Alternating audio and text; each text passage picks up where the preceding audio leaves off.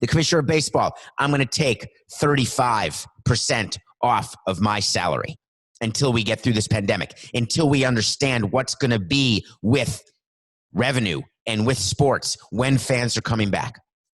So Major League Baseball proposed to the players that the more you make, the higher the pay cut, but the closer you are to the minimum, the closer you are to getting your full game rate. And now we are reading from everywhere what a disaster this is for the players. Well, let me just ask you. A player making the minimum, which is quite on the Marlins, we would have, let's say, 10 out of 25 players making the minimum. Even the Yankees have 7 minimum players. Pete Alonso for the Mets, the home run derby champion, the home run champion, he is close to the minimum. So let's say you're making $600,000 and you play half the season, you'd then make $300,000 if you were getting your full pay. What they're now saying is that $600,000 player will make around $275,000 instead of $300,000. So that's a $25,000 pay cut, or a little under 10%. But as a player makes more money, and then they go all the way to the moon, like Ralph frickin' Cramden, to the moon, Alice. Mike Trout making $30 million, $35 million. Garrett Cole in the first year of his new contract. He's going to get, let's say you're at $30 million, and then you're at $15 million if you only play half the games. That player will only make around $7 million, which is like a 50% pay cut. Oh, the horror. It makes perfect sense, this step strategy. This is not where it'll end. There'll be a negotiation, but the concept is what the players have to wrap their arms around. But instead of wrapping their arms around it, they went a different approach. They feigned disappointment. They said, how could you, and this was a tweet from a Milwaukee Brewers pitcher named Brett Anderson. He said, not a good idea to alienate the stars and the faces of the game. How about Aaron Judge? He's one of the faces of the game. He only makes $8 million. Christian Yelich is only at $12 million this part of his old long-term deal. Pete Alonso. How about Acuna for the Braves making around the minimum? There's a lot of faces of the game that aren't making $30 million. In fact, there's more guys overpaid making 30 than there are those as faces of the game. So these potential salary cuts that MLB is going for, and they're cuts, they're not pro rata adjustments, they're actual cuts, are done because baseball doesn't know what its revenue will be. And the majority of revenue comes from gate plus TV. Well, we have no gate. Cross that off the list. TV, we're not offering. You heard it and learned it on Nothing Personal. We don't exactly know what's going to happen with the local broadcast deals when you're only showing half the number of games. But the other factor of revenue is the postseason broadcast revenue. There's $1 billion, let's say, to be made. If you show a full postseason or even an expanded postseason, that could be up to $1 billion of revenue right there.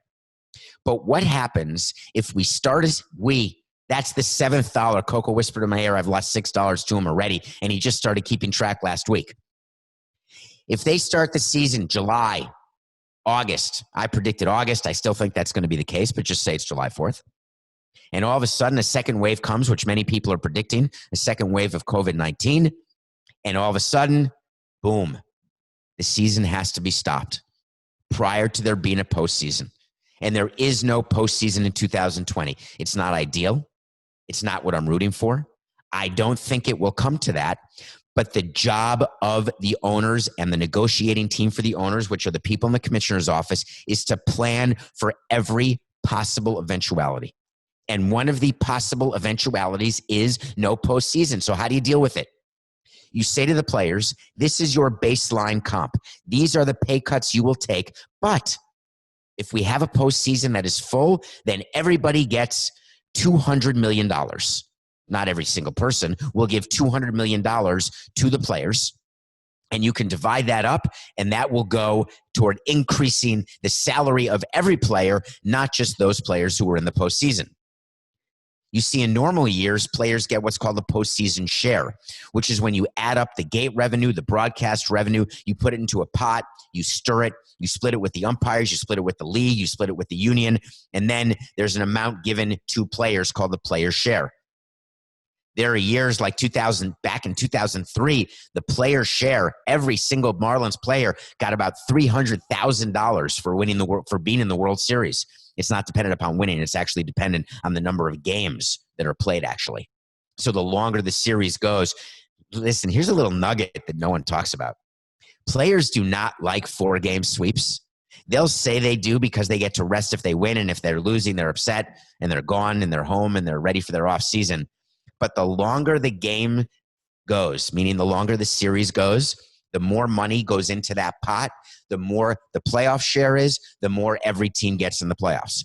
But now what MLB is saying, whatever playoffs we have, even if it's all 4-game sweeps, we'll put additional money into the pot, and then you can split that, which is exactly what the union did for April and May when they got $170 million under the March agreement. They took that money and then divided it amongst the players.